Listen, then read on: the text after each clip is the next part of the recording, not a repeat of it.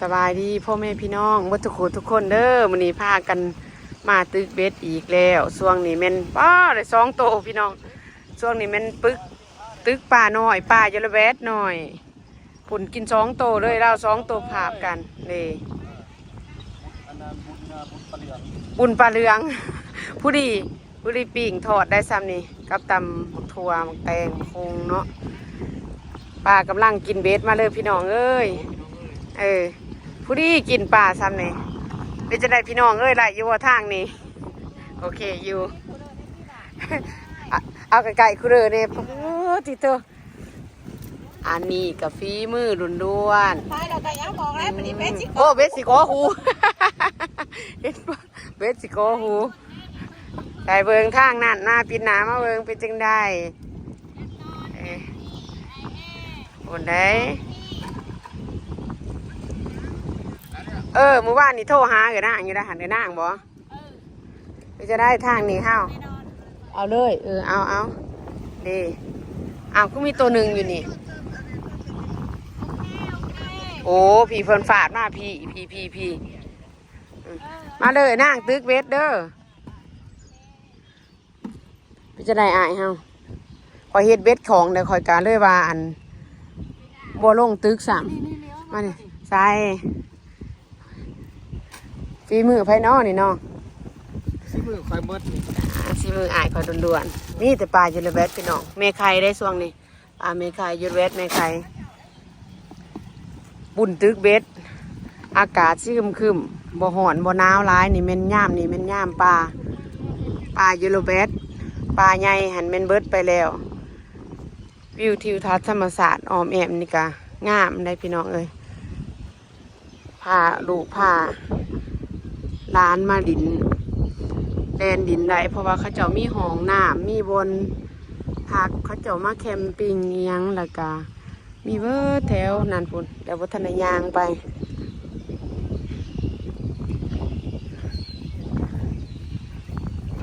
วิวทิวทัศน์ธรรมศาสตร์ออมแอมตึกนี่แม่นจับขันเวทไปน้ำเลยเพราะว่าป่าเลี้ยงหน่อยนี่จะดึงทกอันน้ำเลยบ่ได้เสียบไว้คันเสียบไว้มันเอาบ่ทัน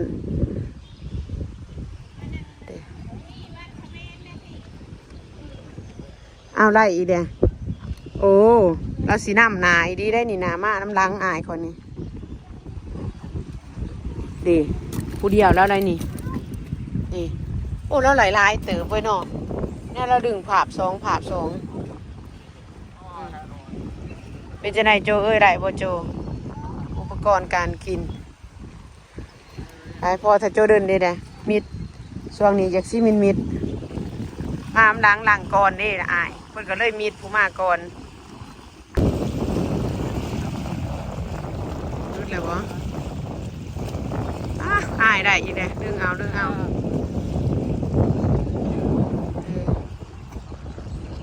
มายืนจุ่มกันตึกอยู่แม่นว่าลูก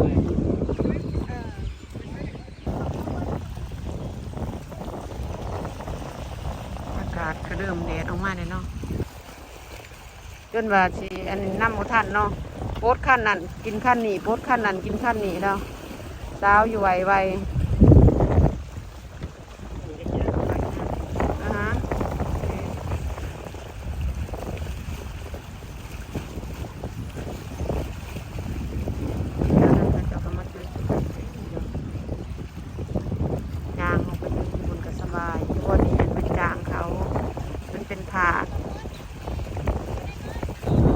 ใช่โอ้คุณปลายังอะไรบ้านี่โอ้ปลากวางมาปลาให้เบิดใหญ่มวนเป็นมวนเลยพี่น้องเลยสาวอยู่ไวไปก็ได้ปล่อยปล่อยเอา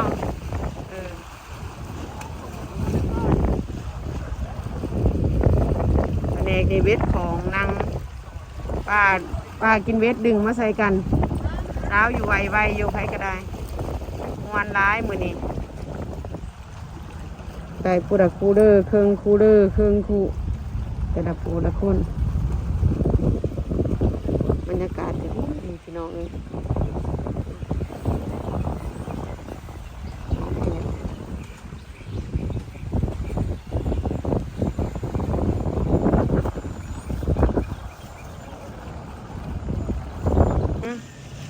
พี่หนาพี่เบิ้งโจเอ้ย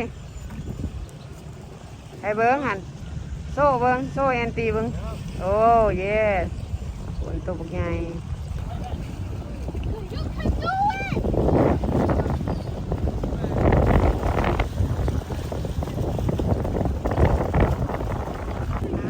โชว์ได้2 คน มีเรื่องนะปุรินา น้ำเบอร์วันเด้อนี่เด้อหอยเป็นผัวย่ามไรทั้งปลาหน่อยปลาใหญ่นี่แม่นเพิ่นเมาเบิดหมด2 เอออันนั้นเดซมามีแถบสนะเบ็ดของ เบ็ดของไม่ไว้อายมาแม่ดูหน้าเป็นเนี่ยได้เงียบมีแต่สีสมนี่เด้อเก่งขนาดเลยท่านี่ก็เงียบเพื่อการไฟนี่สีสมนี่ติดอำรับเด้อบ่ว่าใหญ่หรือหน่อยเนาะโอ้อยู่กับนี่ได้เนาะบ่ไกลเนาะเออ คนอยู่ไกลๆหาคนป้าน้อยพี่น้องเลยเนี่ยไผ่กันมาเก็บเด้อ เออบ่มาเอาน้ำอายโดดปลามันอยู่ไกลๆนึงนะบ่ได้วี่ไกลเนาะปดเอาเด้คอยจมอือหือกูว่านี่จะบ่ได้ตึกว่าซะโอ้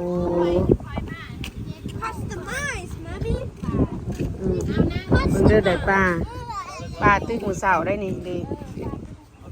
ปลาตึกมื้อเช้าอะไรคูเดอร์นึง ได้ต้น เกือบเต็ม ตอนเช้า ได้ต้นพีมา พอได้กินไปได้นี่นะเอาไปเฮ็ดแหงเลยเนาะไปเฮ็ดแหงตำมักอันนั้นตำมักทั่วบัญญามมักทั่วเป็นย่ามนั้นเดี๋ยวสิคู่ได้สมบ่นี่สิเมื่อจักโมงซะเลยสิเมื่อแล้วบ่นี่โอ้บัดตอนสวยกูไว้เกียมไว้ยังบ่ทันได้เมื่อหรอกดูนาวทันได้เมื่อดอกนี่พี่น้องที่ทางธรรมศาสตร์แถวข้างนี่เพิ่นมานอนหมู่มานอน มาแต่หมู่บ้านนี่มาคืนหนึ่งคืนหนึ่ง2 มื้อพาลูกมาลินมาแคมปิ้ง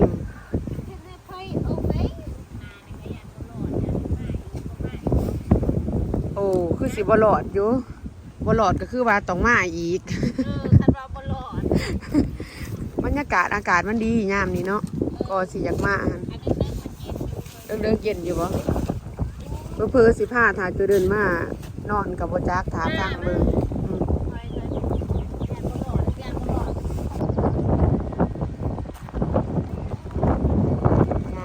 วเดี๋ยวมาแล้วก็มาตื่น แล้วก็ร้อนจังเลย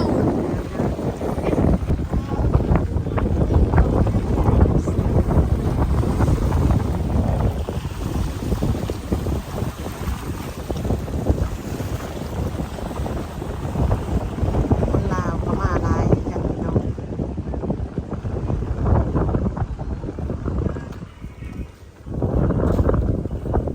มีหอดบนอาบน้ำไหลอยู่ภาคนี่สบาย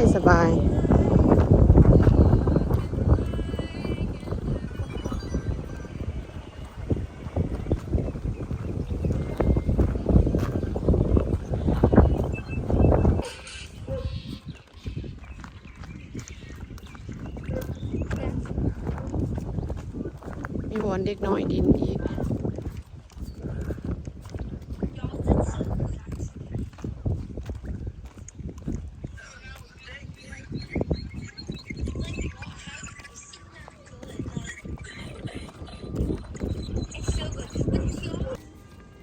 นี่เป็นบอนดินเด็กน้อยพาเขามาลินตื้อเบ็ดเมื่อยแล้วก็พักพรพาลูกหลานมาลินคนก็เจอก็มานอนอยู่ปีร้ายเลยอากาศดีด้วยเนาะเดินวะมองก็จะมานอนพักผ่อนตึกเบ็ดอยู่ภาคนี้มีวอนอาบน้ำห้องน้ำมียังครบเบิดอันนั้นเป็นโดดดอกเก็บกี่เหงื่อตกมองได้นี่เก็บน้ำขีบ ให้มันสะอาดได้หันพวกแผนกเก็บขี้เหงื่อพวกอันนั้นเปลี่ยนถุงเปลี่ยนหยังเรือละสองขายอายโอนมือประท่านขาเอาน้ำเลย เพราะว่าปลามันกินไม่ร้ายกลัวเลยเป็นจะได้สีสมเฮาสามผาดช่วงนี้อยากเงียบหน่อยนึงว่าสัน จะให้นู่นนะ สีฟ้านี่สีเกียมกับสีนี่ สองโมงได้ไหม อย่าสิมานดีๆหายก็ได้พักน้ำมือนี้ไฟก็ได้อืม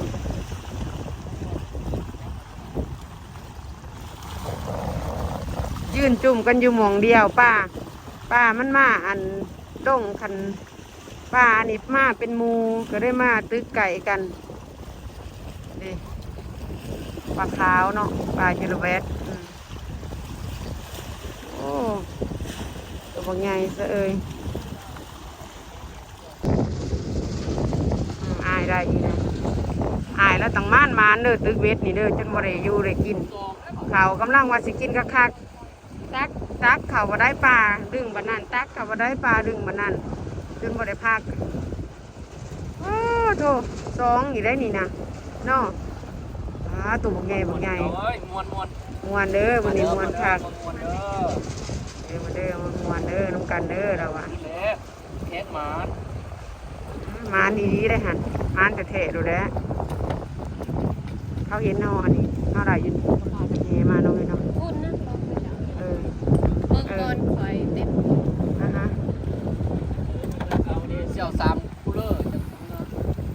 จิตเจ้าเอาสาม คูล กู เลอ เด้อ ร์สาวตัว เดี๋ยวสามกูเด้อจังสิครับโอนลูกชายว่าแม่สิถ่ายวิดีโอก็ยืนคำแอวซะเลย จับปลาทองลงไป กูโลนึงอืม อายุ100 ปลา200 ไหลประมาณนั้นบ่อายจ้ะวะมื้อนี้เฮามาเนาะมื้อนี้เนาะมื้ออื่นจังสิอันบ่ได้มาข่อยมื้ออื่นนี่แม่นถือเลขคือการเมียนปลาผู้ที่ตึกเวทจนคำพี่น้องมื้อนี้ไหลพอได้กินอยู่นี่พอได้กินนี่ยาอยู่แล้วก็ในคูเดอร์น้ำสิพากันเมื่อก่อนมื้อนี้โกเวทโกหยังแหละขอบใจหลายๆเด้อทุกคนที่เข้ามาเบิ่งมาหาส้มคลิปหน้าเจอกันใหม่ขอบใจบ๊ายบาย